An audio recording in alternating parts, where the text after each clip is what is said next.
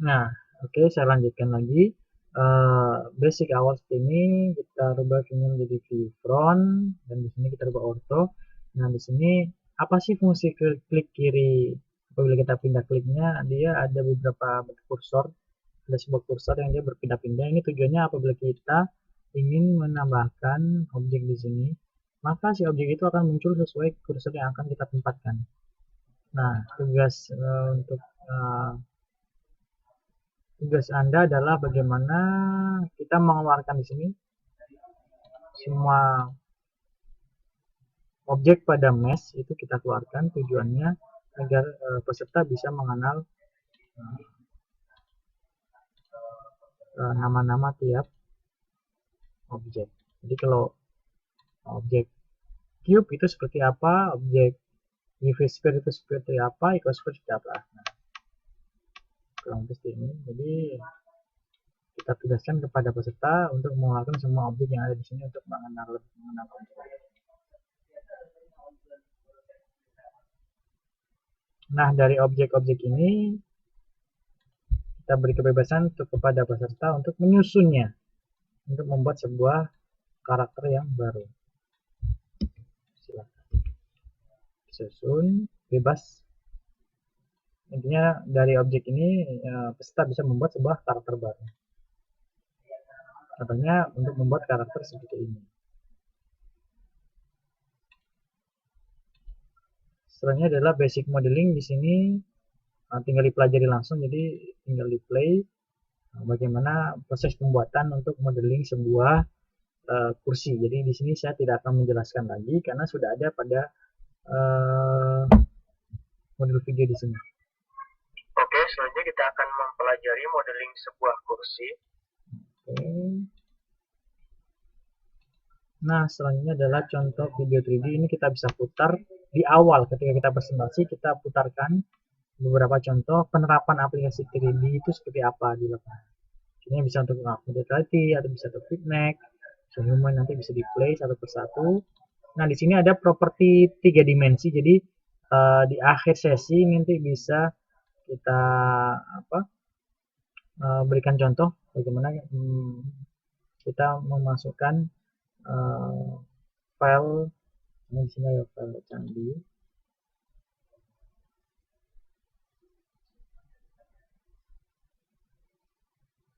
Nah, seperti ini. Karena kita berikan contoh bagaimana memasukkan file event. Ini dari candi di situ saya akan coba masukkan objek candi yang berbeda. Nah, ini candi ini. Jadi bagaimana memasukkan dua file yang berbeda tapi kita satukan jadi sebuah file. Itu adalah fungsi namanya fungsi event. Caranya klik file event di sini. Event, lalu kita pilih klik filenya, setelah itu kita pilih objeknya yang mana lalu kita seleksi semuanya. Oke, setelah itu saya akan menjelaskan sedikit mengenai bagaimana proses menganimasikan. Nah, di sini saya akan menjelaskan sedikit bagaimana proses kita menganimasikan menggerakkan sebuah objek. Contohnya di sini adalah objek box. Ini kita bisa masuk dulu ke menu animasi. Nah, di sini saya ingin menjelaskan ini adalah timeline, di sini adalah 3D view-nya. Kita fokus di timeline dan juga 3D view. Di sini ketukannya untuk 1 detik animasi itu membutuhkan 24 atau 25 frame atau gambar.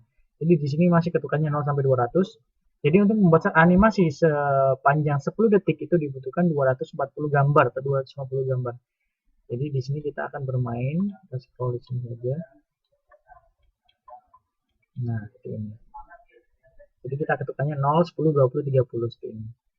Nah, bagaimana cara kita menganimasikannya? Nah, pada proses menganimasikannya kita pilih dulu objek yang akan kita animasikan. Contohnya ini adalah objek box. Nah, sebelum kita record terlebih dahulu, caranya tekan I untuk merecord gerakan.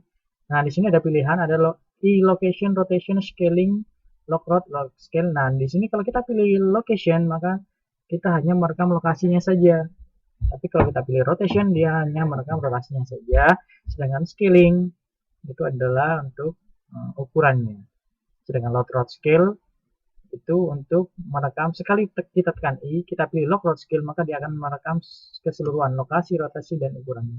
Jadi cara amannya ketika tekan I, kita pilih lock road scale. Jadi di frame pertama, di frame ke-1, dia akan merekam lokasi dan rotasi dan juga ukuran dari objek di sini.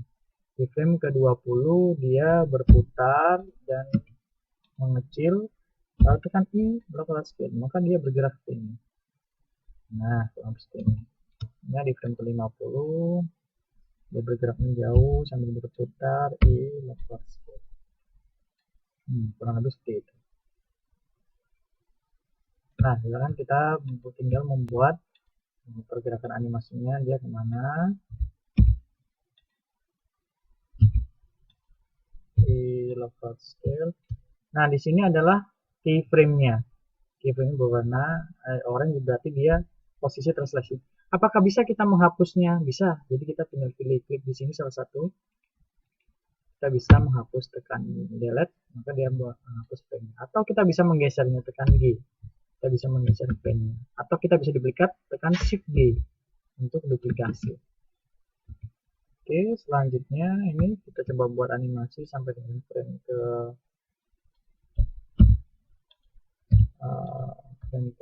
250. Oke, jadi kalau kita play, animasinya bergerak seperti ini.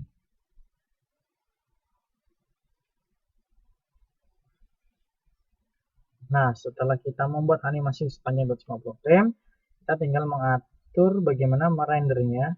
Di sini kita tinggal klik di sini, kita atur terlebih dahulu. Di sini backgroundnya kita buat putih, kita buat di bagian menu Word, kita aktifkan sedikit blend sky, environment lighting kita aktifkan. Setelah itu kita masuk ke fungsi render. Di sini render presetnya, ini kita bisa atur defaultnya, kita boleh, karena ini hanya preview, saya gunakan defaultnya hanya 10% saja. Tapi idealnya kita gunakan fungsi seperti di sini. Nah, ini preview. Nah, setelah itu kita pilih outputnya akan ditaruh di mana. Akhirnya saya ingin menaruhnya di desktop. Nah, ini kita pilih XFIT, encodingnya XFIT. Setelah itu encodingnya kita buat AVI atau MP4 boleh.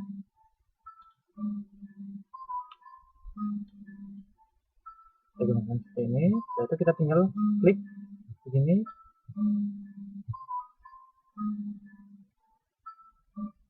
Kita tunggu sampai dia videonya selesai.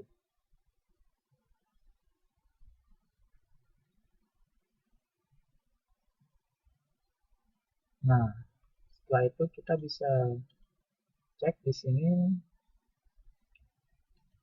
hasilnya nanti kurang lebih seperti ini.